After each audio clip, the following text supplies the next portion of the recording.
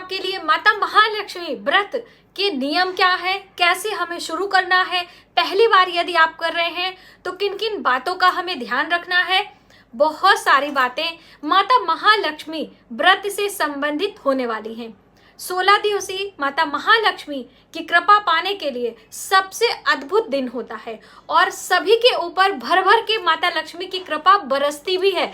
जिन लोगों ने इस व्रत को किया है उनका अनुभव आप देखिएगा कि बहुत ही अच्छा है। मैं अपने घर की बात करूं तो हमारे घर में मैं खुद रहती हूं, हमें 16 वर्ष हो चुके हैं।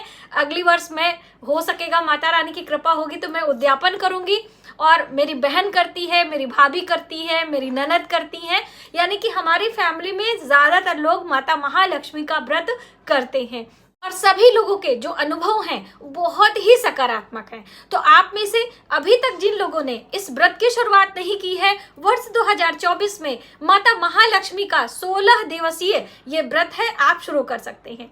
नमस्कार, वेलकम टू माय चैनल। मैं हूं मनीषा। दोस्तों, आज की वीडियो आप सभी के रिक्वेस्ट पर है, जो कि काफी पहले मैं लेकर आई हूं।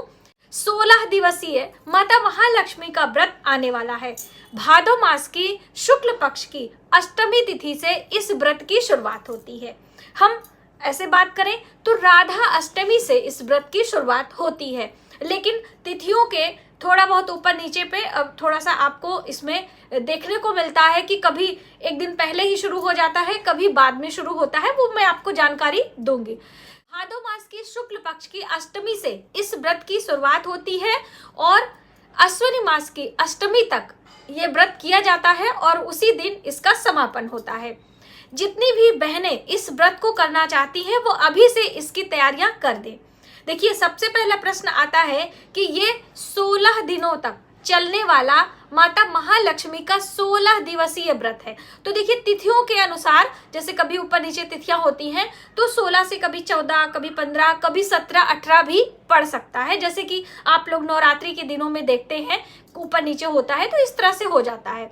अब दूसरी अहम बात कि 16 दिन तक व्रत रखने के नाम से बहुत सारे लोग डर जाते हैं कि भैया हम ये व्रत नहीं कर पाएंगे।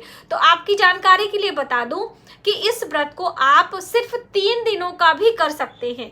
जैसे कि पहला अष्टमी तिथि का व्रत करिए, राधा अष्टमी का, फिर लास्ट में अश्विनी मास की जो अष्टमी है उसका व्रत आप करें और बीच में एक पूर्णिमा तिथि पड़ती है उसका व्रत, यानी कि 3 दिनों का व्रत करके भी आप इस व्रत का लाभ ले सकते हैं। लेकिन बाकी जो नियम होंगे वो सभी के लिए समान होंगे, यानी कि आपको सुबह शाम माता रानी की पूजा करना है, पाठ करना है, मंत्रों का जप करना है और समापन विधियों में सभी चीजें 16-16 की संख्या में हमें दान करनी है ना। और हर दिन जब हम टीका चंदन लगाते हैं, पुष्प चढ़ाते हैं, अक्षत चढ़ाते हैं, मंत्रों का जो आरती वगैरह है, ये आप 16 बार ना करके हम सिर्फ इस तरह से 16 दिए से लास्ट में करते हैं। बाकी चीजें 16-16 की संख्या में हमें करना होता है। तो इस तरह से बहुत सारी जानकारी ऑलरेडी हर साल मैं आपके लिए लेकर आती हूँ और पहले की भी वीडियो है। इस बार भी मैं अलग अलग टॉपिक पर इसी से संबंधित बहुत सारी जानकारी मैं आपको दूंगी, जिससे आप सभी जो लोग व्रत की शुरुआत करना चाहते हैं वो आसानी से कर पाए और माता महालक्ष्मी की कृपा आप भी ले पाए। दोस्तों, आपने जाना कि इस व्रत को 3 दिनों तक भी रखा जा सकता है। अब इसमें पहले दिन ही हमें माता रानी की स्थापना करनी होती है। जैसे कि हम माता दुर्गा की स्थापना नवरात्रों के दिनों में करते हैं, उसी तरह से राधा अष्टमी के दिन से ही इस चौकी वगैरह लगाकर आप व्रत की शुरुआत करें। प्रतिमा कौन सी लेनी होती है? तो गज लक्ष्मी स्वरूप की पूजा हम इसमें करते हैं। माता महालक्ष्मी विराजमान यानी कि बैठी हुई होती हैं, उनके दोनों तरफ से हाथी जल बरसाते रहते हैं। या बहुत सारे लोग हाथी पर बैठी वाली मूर्ति मिट्टी की मिल जाती है, तो देखिए ज्यादातर मिलने में प्रॉब्लम होती है, इसलिए उसका ऑप्शन है। मैं जैसे करती हूँ मैं आपको वो चीजें सजेस्ट कर सकती हूँ क्योंकि मेरा खुद का अनुभव है। तो आप प्रतिमा की भी पूजा कर सकते हैं। यदि आपको मिट्टी की हाथी नहीं मिलती, हम लोग अलग से हाथी मिट्टी का बिठा देते हैं, तो ये करके भी आप पूजा की शुरुआत कर सकते हैं।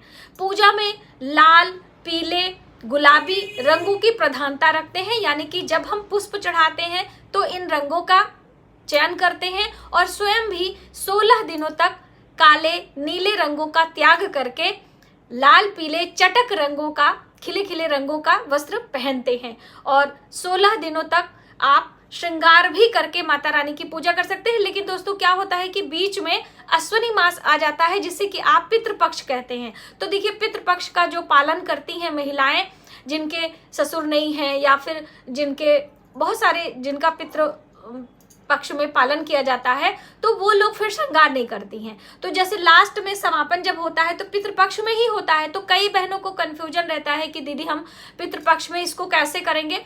बिल्कुल आप कर सकते हैं, अपने पितृपक्ष के नियमों का पालन करते हुए आप इस व्रत को कर सकते हैं। क्योंकि अब आप ये सोचेंगे तो कभी भी ये व्रत कर ही नहीं पाएंगे, क्योंकि इसी में इसका समापन होता है और ये माता महालक्ष्मी का सबसे बड़ा व्रत बताया गया है। और हम बात करें काशी विश्वनाथ की, तो वहां पर इस व्रत को सुरैया के नाम से जाना जाता है। वहां पर लक्ष्मी कुंड है और वहां पर सुरैया यानी कि 16 दिनों तक मेला भी चलता है।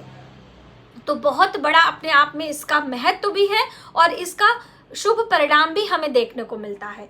तो आप सभी इस व्रत को अवश्य करें, मेरा तो यही अनुभव है। और जैसे कि 16 की संख्या में सभी चीजें हम दान करते हैं, है ना, जैसे कि 16 शीशा, 16 कंघा, 16 बिंदी, 16 चूड़ी, 16 हम बात करें कि चुंदरी होती है, हल्दी की गांठ है, सिंदूर की डब्बी है, मेहंदी है, यानी कि जितने भी 16 श्रृंगार की चीजें होती हैं वो सभी 16 की संख्या में दान करनी होती हैं। अब आप में से बहुत सारे लोगों को ये डाउट हो रहा होगा कि मैम हमारे पास तो इतना नहीं है, मेरा इतना बजट नहीं है, तो हम कैसे इस व्रत को करें। कोई बात नहीं है, देखिए माता रानी को सब पता है आपके पास क्या नहीं है क्या है, माता रानी ही देने वाली है, इसलिए आप उनसे कुछ छुपा नहीं सकते हो। आपका सामर्थ्य नहीं है, आप एक ही सामान, एक बिंदी, एक सिंदूर की डिब्बी, एक महावर, एक कुछ सब कुछ एक एक लेकर 16 बार माता रानी के पास आप दिखा दीजिए और उनसे क्षमा प्रार्थना करिए कि हे माता रानी हमारे पास हमारा बजट नहीं है, आपको पता ही है, आप अंतर्यामी हो, आप हमारी इस मनोकामना को पूर्ण करिए, हमारे घर में सुख समृद्धि आए। अवश्य ही आपको हम 16 की संख्या में सभी चीजें जरूर हम चढ़ाने का प्रयास करेंगे। ऐसा कामना के साथ आप व्रत करें, आप निश्चित मान के चलें 16वें साल आप बहुत ही भव्य तरीके से माता रानी की पूजा कर सकेंगे। जैसे कि 16 जब दिन हो जाता है तो अष्टमी तिथि में इसकी पूजा की जाती है, तो रात्रि में इसकी पूजा की जाती है। और ब्राह्मणों के लिए हम जैसे सुहागने खिलाने का है ये, तो रात्रि में सुहागने हमें नहीं मिलती हैं, ठीक है, तो हम सूखा अनाज 16 सुहागिनों के लिए निकाल देते हैं, श्रृंगार की सामग्री। लेकिन ये जो श्रृंगार की सामग्री होती है हम लोग लक्ष्मी नारायण मंदिर में दान करते हैं।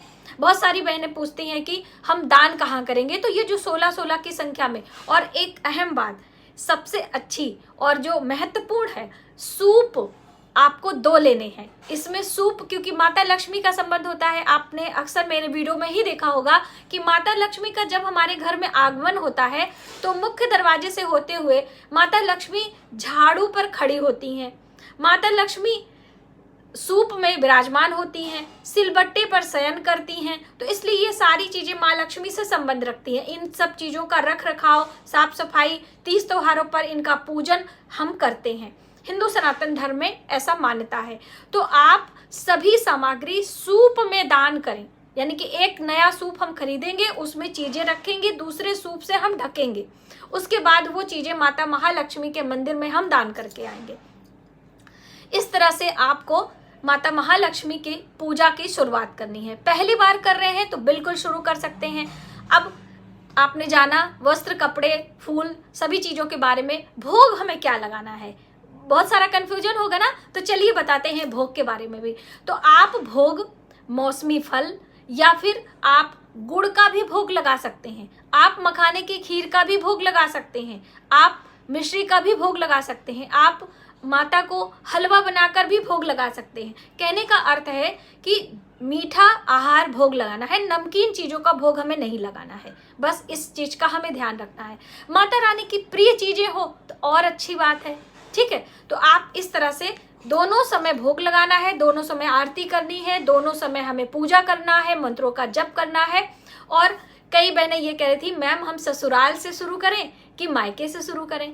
तो आप अगर ससुराल में परमानेंट रह रही हैं तो वहीं से शुरू करिए, ठीक है। जैसे कि लक्ष्मी जी की पूजा है और दीपावली की पूजा ज़्यादातर हम ससुराल में करते हैं, तो अच्छी बात है। यदि किसी कारण से आप कोई पढ़ाई कर रही हैं, कोई तैयारी कर रही हैं और किसी कारण से आप मायके में हैं, परमानेंटली आप वहाँ रह रही हैं, तो आप अपने मायके से ही इस व्रत को शुरू कर सकते हैं, कोई परेशानी नहीं है। सारे नियम, सारे विधियां आप कर सकते हो।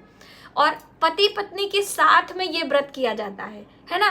तो आपके पति आपके साथ में है तो आप उन्हें थोड़ा सा प्रेरित करें, फोर्स करें कि कुछ पूजा, लास्ट वाली पूजा ही साथ में कर लें, तो अधिक माता रानी की कृपा होती है। यदि किसी कारण से घर से बाहर हैं, जॉब में हैं, आर्मी में हैं, किसी भी जॉब में हैं जो घर से बाहर हैं, तो आप अकेले भी कर सकते हो। मैं अपनी बात करूं कि जब हमारे हस्बैंड यहाँ पर रहते थे तो मैं साथ में पूजा करती थी। अब इस बार हमारे हस्बैंड बाहर चले गए हैं, तो देखिए अभी समय पर मैं बुलाऊंगी अवश्य। अक्सर उन्हीं के साथ में हम पूजा करते हैं, तो दोनों लोग मिलकर ही हम लोग लास्ट वाली पूजा तो बिल्कुल आपको मिलकर ही करना है, क्योंकि देखिए जब हम पति पत्नी मिलकर कोई कार्य करते हैं तो उसका परिणाम बहुत ही शुभ होता है। माता रानी की कृपा हमें मिलती रहती है। और साथ ही आप इस व्रत को अवश्य शुरू करें। हम कई बार बीच में कह रहे हैं, क्योंकि इसका जो परिणाम है, इसका जो फल है, वो हमें बहुत ही अधिक मिलने वाला है।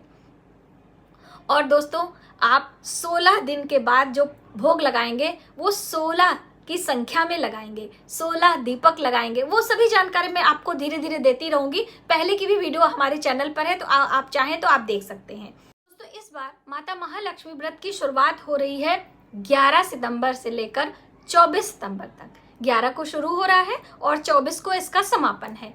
रात्रि के समय पूजन होता है। माता महालक्ष्मी चंद्रोदय के समय हम अर्घ देते हैं। वो सारी विधियां हम एक एक करके आपके लिए लेकर आएंगे। तो चलिए, आज की वीडियो में आपने जाना कि माता महालक्ष्मी व्रत की शुरुआत हम कैसे करें, किन किन नियमों का पालन करते हुए हमें व्रत करना है। आज की वीडियो में बस इतना ही। यदि हमारी जानकारी आपको थोड़ी सी भी हेल्पफुल लगे तो प्लीज वीडियो को ज्यादा से ज्यादा लोगों में शेयर करें, जिससे आपको भी पुण्य की प्राप्ति हो और आप आज से ही, यानी कि इस बार से ही व्रत की शुरुआत करें। जय माता महालक्ष्मी की।